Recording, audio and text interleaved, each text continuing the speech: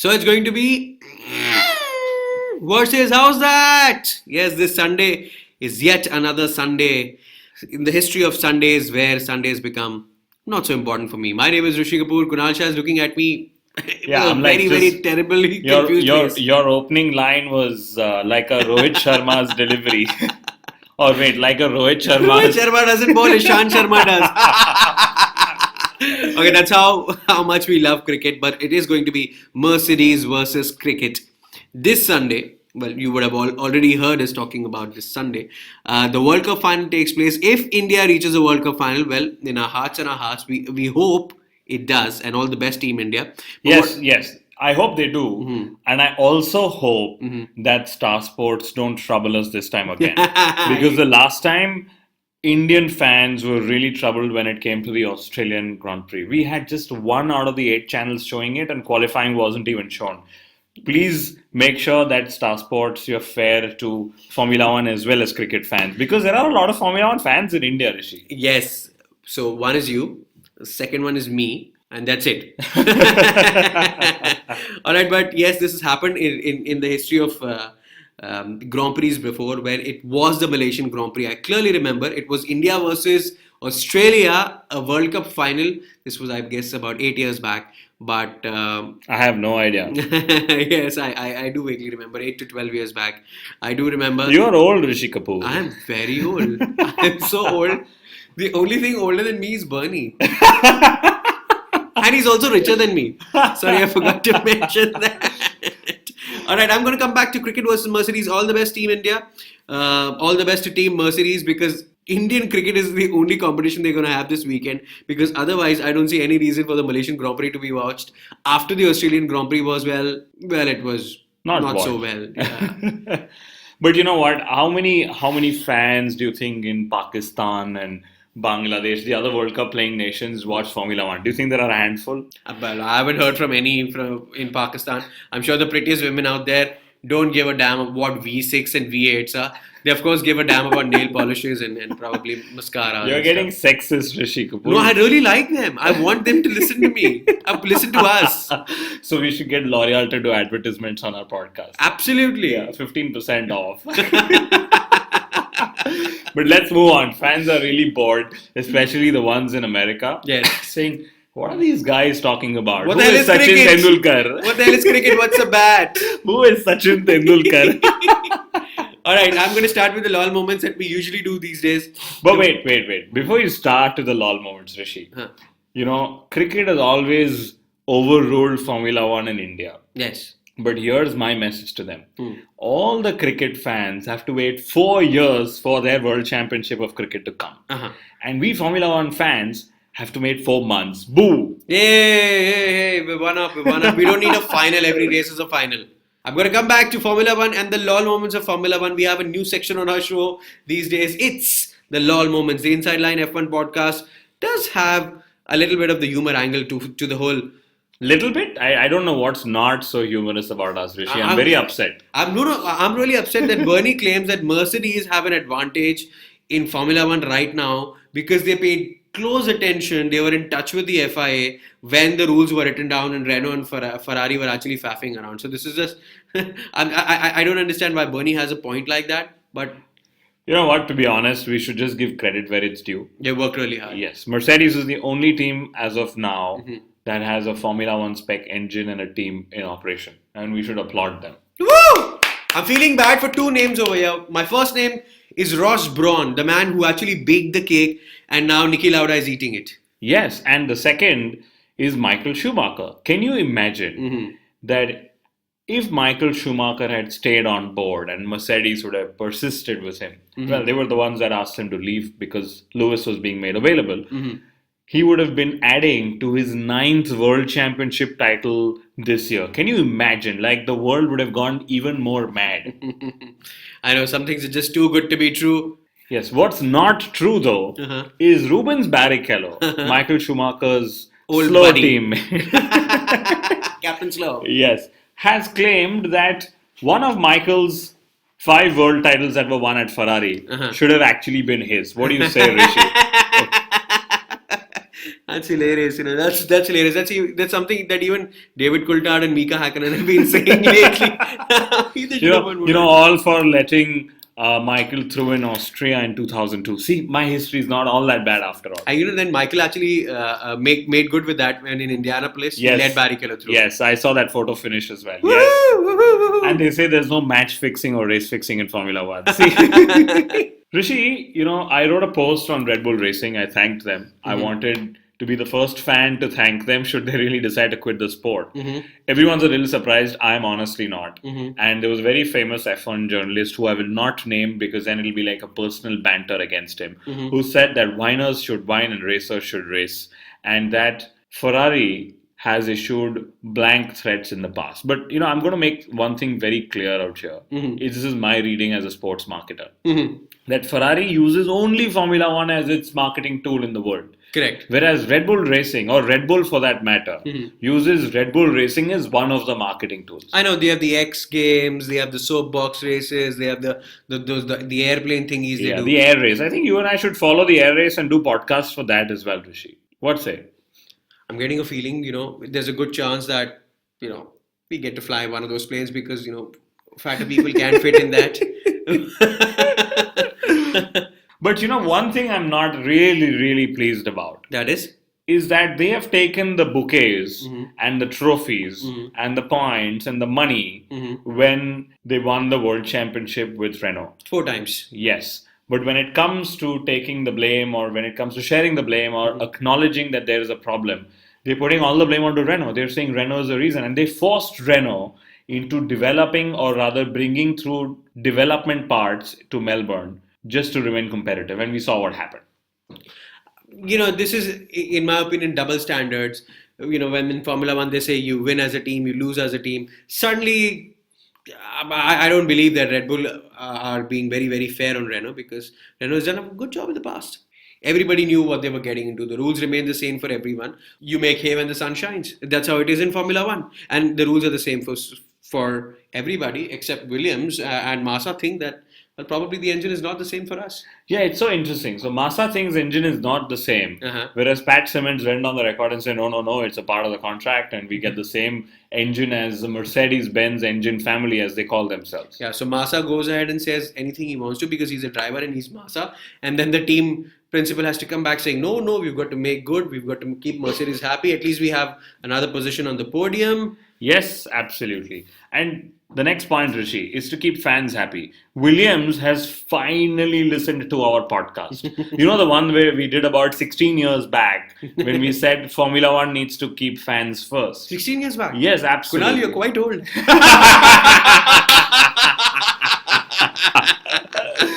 Yes. I just took to Formula One at a very early age.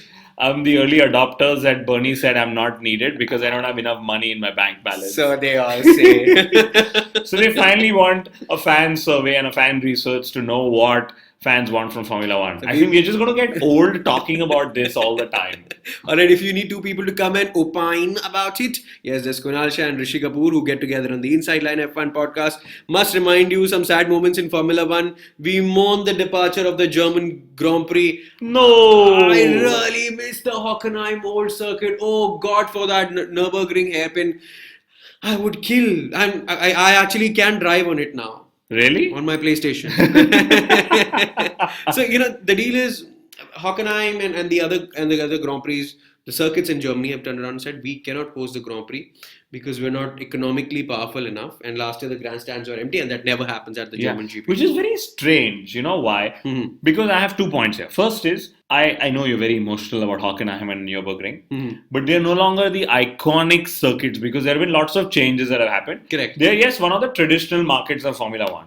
But the surprising part here is Germany is one of the strongest economies in Europe. Yes. And they say they are unable to afford Formula One. Means something is a problem here. These are the guys that actually make Mercedes, that actually make... They love cars. They love cars. Yeah, they have the Autobahns. Yes, they do. They also have a lot of Grand Prix drivers representing the nation. There's Baby Schumi in form of Vettel. There's Rosberg who's challenging for the world title. Nico Hülkenberg. There's Nico Hülkenberg who's really talented in my opinion. That's what, 15% of this year's grid. It's fantastic. Yeah, that's very strange. But what's next, Rishi? Fun fact is, FIA has a valid reason for not having this race. Which is? See, from 20, they get the racing calendar down to 19, which is one less race of seeing Mercedes dominate and win. You mean if Mercedes dominated, more fans would drive away from the sport, you believe?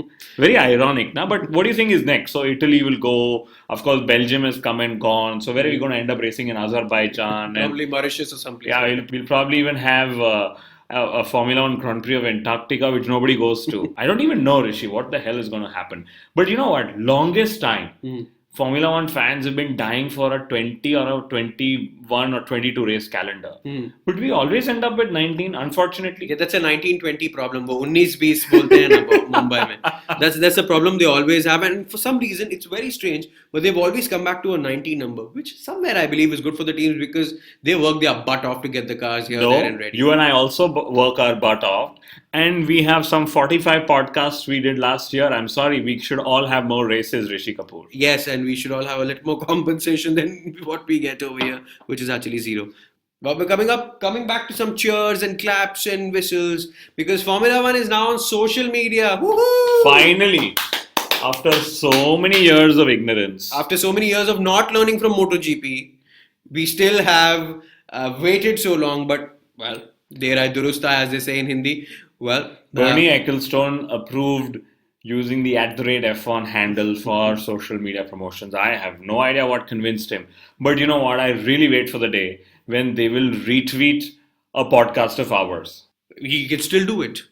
Yeah, you're going to call him like he called me last time for the Russian Grand Prix award? No, all we do is pay him a few millions and there'll be one retweet from his handle. Which too will be a time-bound one. This retweet will remain for 7 days, after which we'll unretweet it. This retweet will destroy itself in 5 days. Ding, ding, ding, ding, ding, ding, ding. Alright, cheer moments for Malaysia, something to look forward to. Alonso is coming back in a car. Whoa! That'll finish last. Well, in his press interviews, he said, before the crash, I thought the steering was a bit heavy.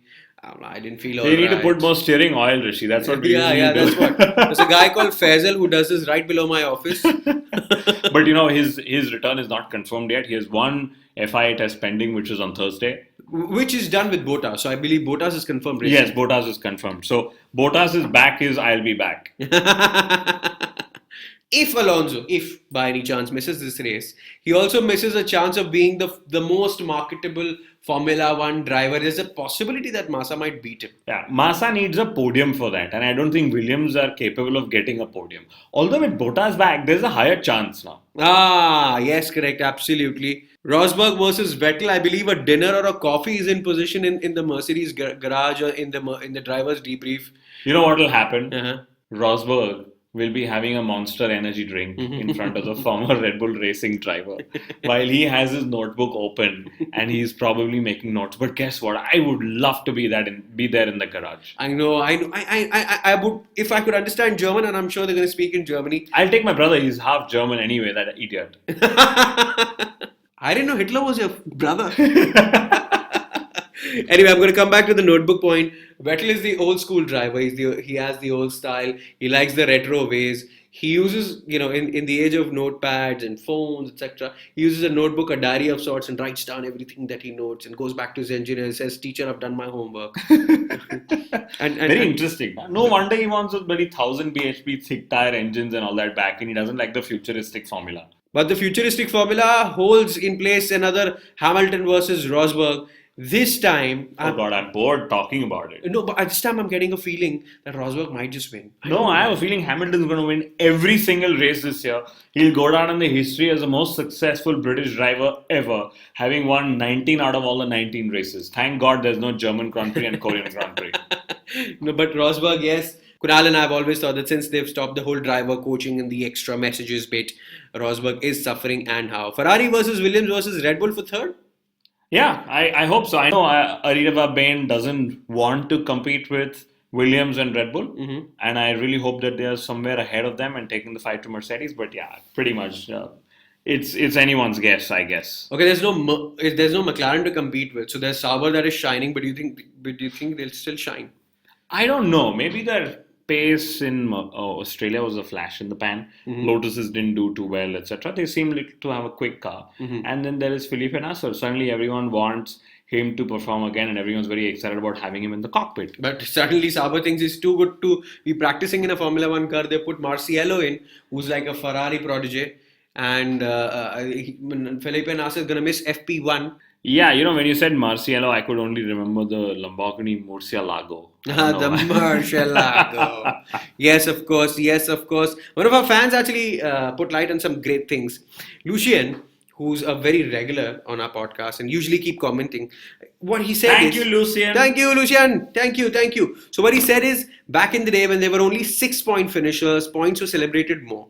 I remember Kimi also got a point. There goes the historian. See, you're the old man of Formula One. Kimi Raikkonen got a debut point scoring Grand Prix at Australia back when he was in Sauber and when Peter Sauber discovered him, and Felipe Nasser did the same. But for some reason, the Kimi point was a lot more valuable. Yeah, it seemed more of an achievement than it seems now. And like everyone keeps saying, is Formula One getting simpler in every possible way? Yes. Including putting out a Formula One podcast just because you're the social media and the internet. Rishi, we should think of that as well.